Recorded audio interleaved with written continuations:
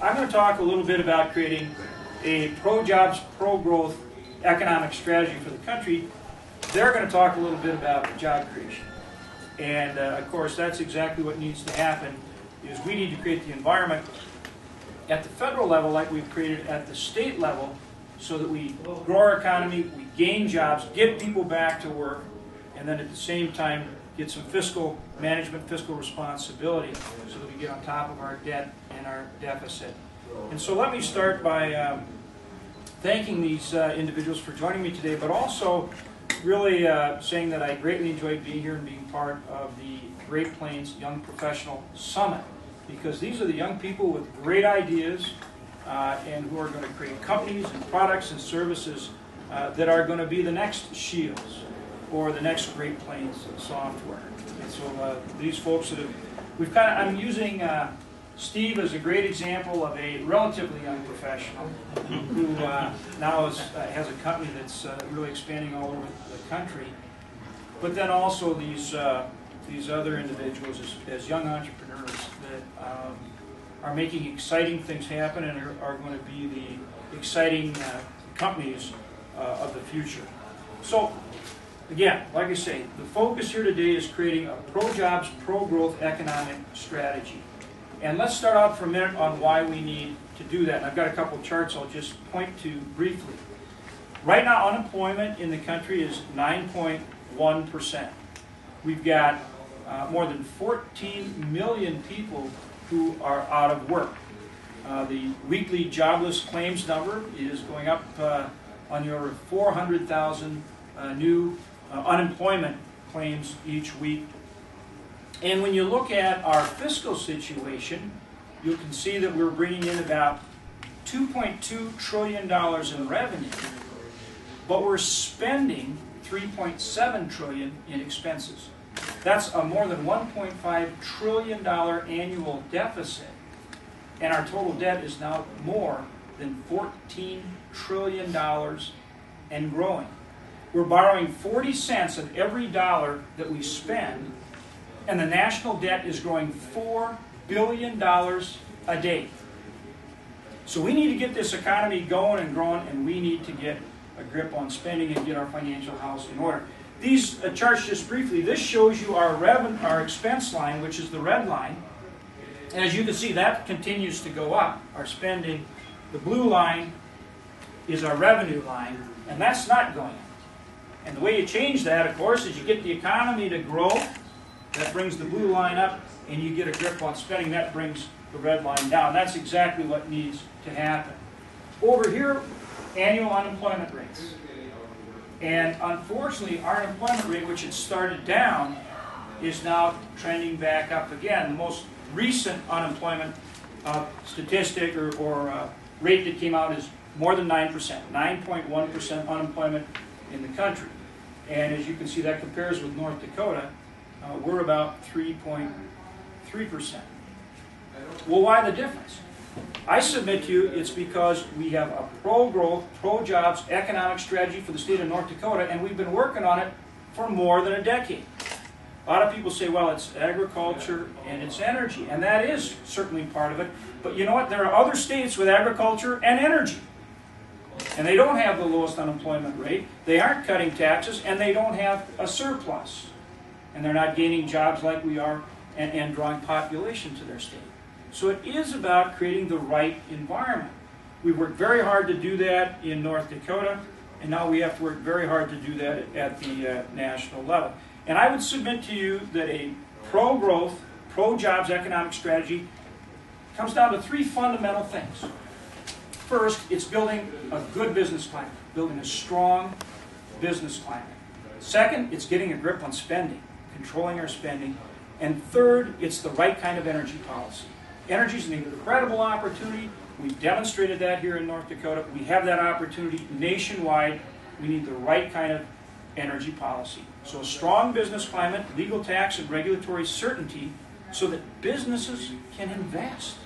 Businesses can invest, create jobs, and build their future, just like these young professionals are doing, and just like these folks are going to talk about in just a minute.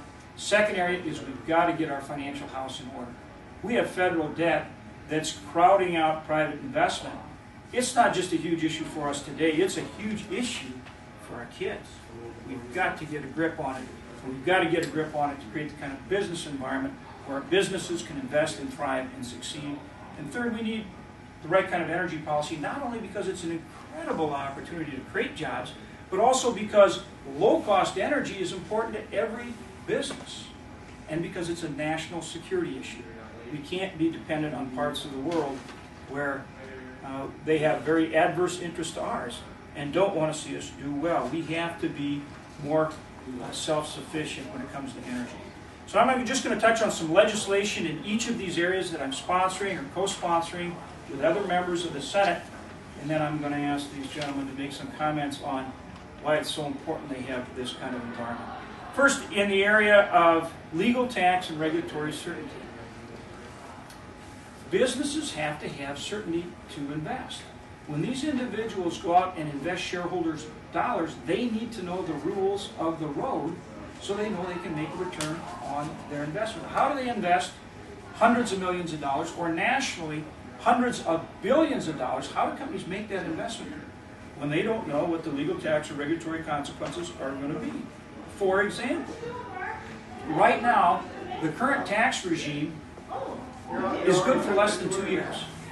If you ask any business person what his corporate or personal tax rate is going to be, the current tax rate, in effect right now, is effective for less than 2 years. So they don't know what it's going to be. What about their health care? Do they know what they're going to have to invest in health care and how they're going to have to manage their health care costs? Or if you're an energy company, do you know what the rules of the road are as far as CO2 or any of these other regulatory requirements? Yet you're going to go out and invest hundreds of millions and billions of shareholder dollars without knowing that in an investment that's going to last more than 40 or 50 years? Can't do it. So what happens? Investment gets sidelined. If you take a look right now, you'll see that corporate profits are coming back. They're up like 20% this year over last year.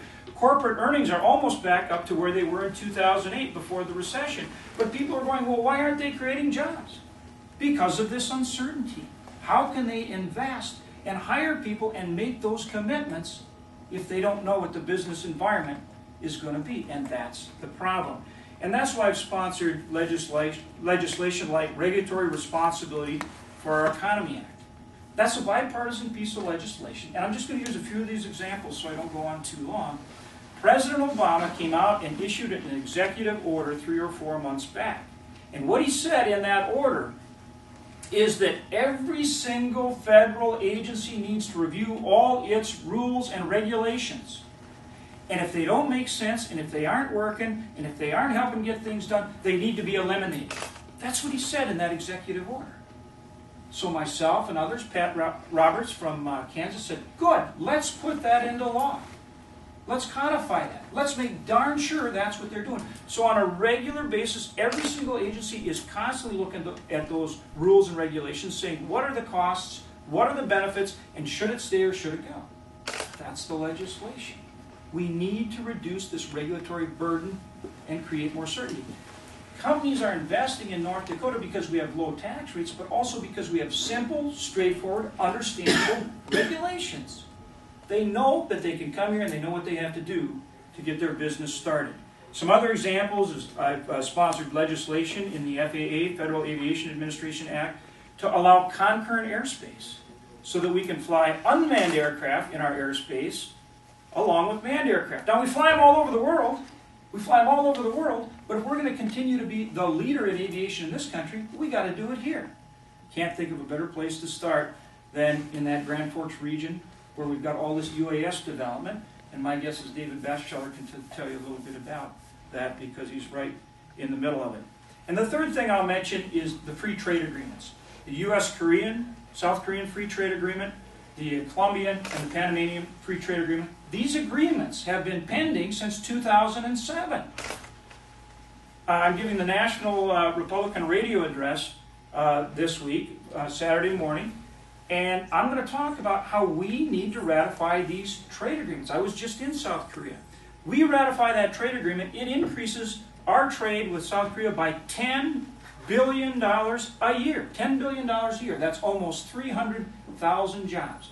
For every 4% increase in trade, we create 1 million jobs. These are the kind of steps that we need to take.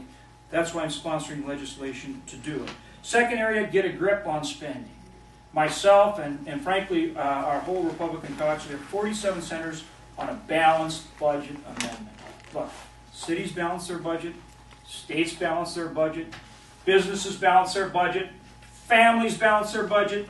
Our country needs to balance its budget. So a balanced budget amendment. Also, I'm on another piece of legislation that would give the president the line item veto. And you know, when I was governor, one of the most effective tools I had was a line item veto. The president doesn't have a line item veto, so I'm sponsoring legislation to give him that authority so he can take unnecessary spending out of bills where it should be done.